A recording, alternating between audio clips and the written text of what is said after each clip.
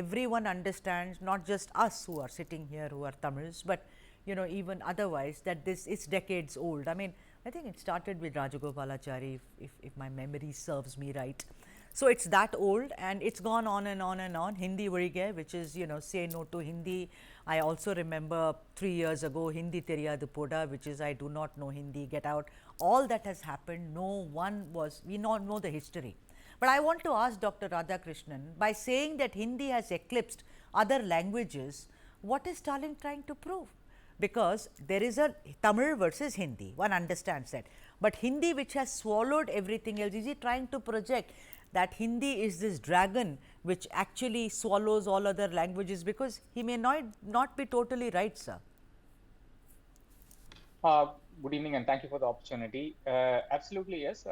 Mr. Stalin is trying to make a fair point, which basically is that the Hindi language states, which are for South we call it derisively as the cowbell states, have had Hindi, but then they have their own languages as well, whether it is UP, whether it's Bhojpuri or any other languages, and of course Maithili and all the other languages.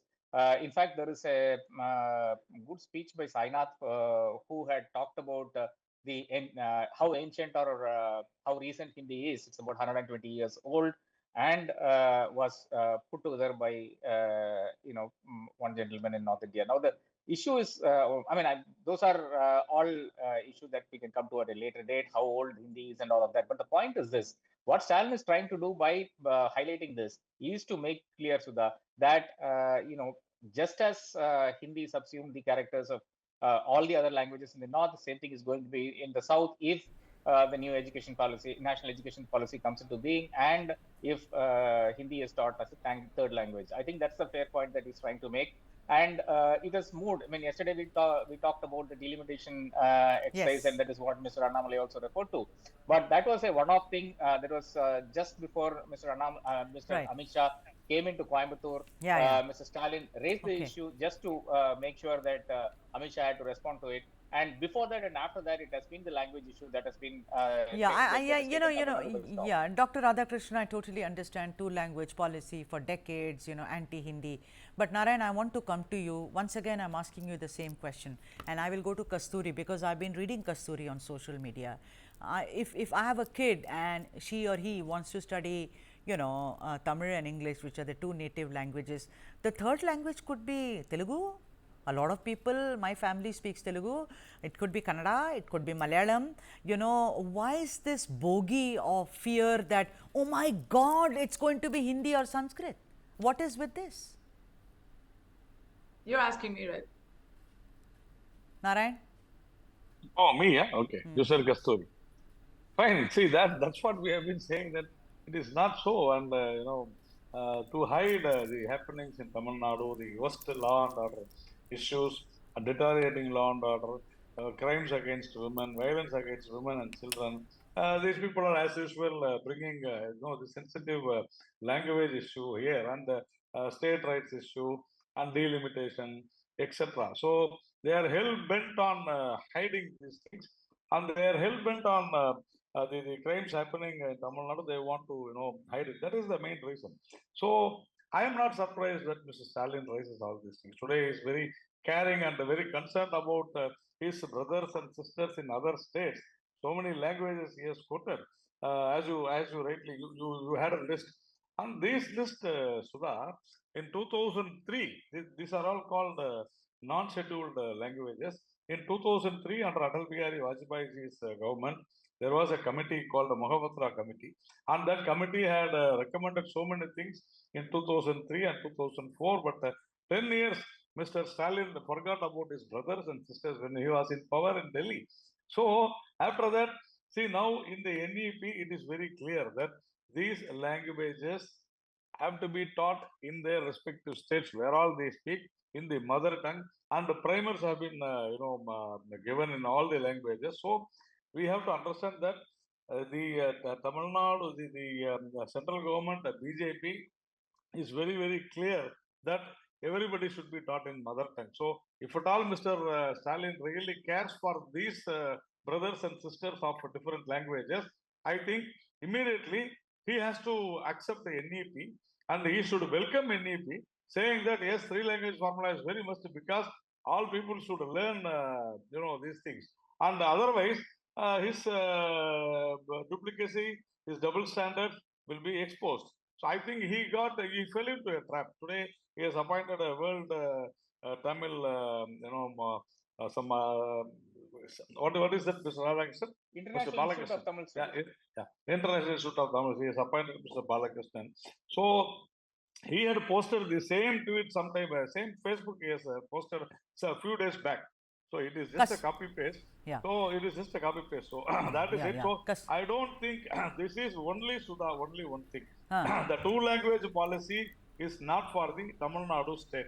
It is meant for the poor rural students of Tamil Nadu. Yeah, that's what I wanted to ask. Yeah, Kasturi, do you Kasturi, you are someone who speaks many languages, so and you're an actor and you'll adapt very well. But I'm going to ask you this: what is so sacrosanct about that two language? You have to change with the times. Let's understand this. Now, I can't have this hypocrisy of sending my kids to where Hindi is taught and, where my kids can afford it, and tell the poor kids, not to study a particular language. Kasturi, two questions to you, Kasturi. Why can't the third language be Telugu or Kannada or Malayalam? Malayalam is very close to ours. I mean, I hope it is. It sounds very close. I don't know if I'm correct or not. But, instead of Hindi, you study Tamil, you study English, you take Malayalam or stroke Kannada or take Telugu, one of the languages which is closer to your socio-cultural milieu. And the other thing, Kasturi Shankar, is that when they oppose NEET, they talk about, oh, poor child in class 8 has studied in rural school in Pudukkottai. How do you expect the child to study the NEET syllabus? That's why the child went and did herself in. I don't know. I just see a lot of contradiction and hypocrisy here, Kasturi. Yes, the key word is hypocrisy. But there is another word that is the functional word here, and that is elections in 2026. So I'm against Hindi imposition. For that matter, I'm against any language imposition, even if it is Tamil, which is my mother tongue. So nobody is for imposition. However, in Tamil Nadu, the DMK has always ridden on waves of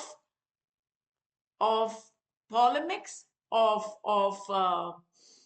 raising paranoia among the voting public. So when they say we are not against Brahmins, we are against Brahminism, in the end, the reality will be that they are against Brahmins. That is what their actions will show.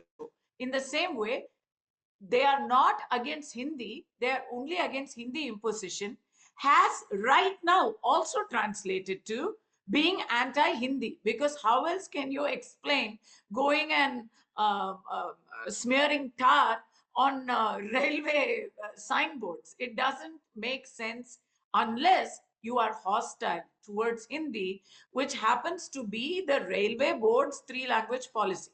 That said, the NEP does not mandate Hindi as the third language. It just mandates that there should be a third language other than the mother tongue and English. Let's have another language. And I am for it. As somebody who speaks 9 languages, I have found that your brain benefits. As a child, your brain benefits from learning as many languages as you can. Totally support it. Totally support it. Absolutely. Yeah, absolutely. Go ahead, I've seen that in America, where children who grow up in bilingual houses perform exponentially better in math and science. Yes. I have seen it in Karnataka. I have seen it in the Northeast, where people traditionally speak. In Assam, they speak a little bit of Bengali as well. They speak a little bit of English as well, and they speak Hindi as well. And I have seen it in migrant populations right now in Hyderabad who come from Nepal and Bihar and Odisha. And the children, they grow up speaking their mother tongue. And in Telangana, Telugu has always been compulsory. I don't know from when. It has always been compulsory in CBSE schools. Hindi is not compulsory. Your third language can be anything. One of the two languages has to be Telugu. So I see children growing up with at least 4 languages, and they do better in all other subjects because I don't know, there's something really, I'm not a language scientist, I'm not a psychologist, but it works this way. So getting back to the point is, where Mr. Stalin is setting the agenda is in portraying the NEP as a backdoor entry to Hindi.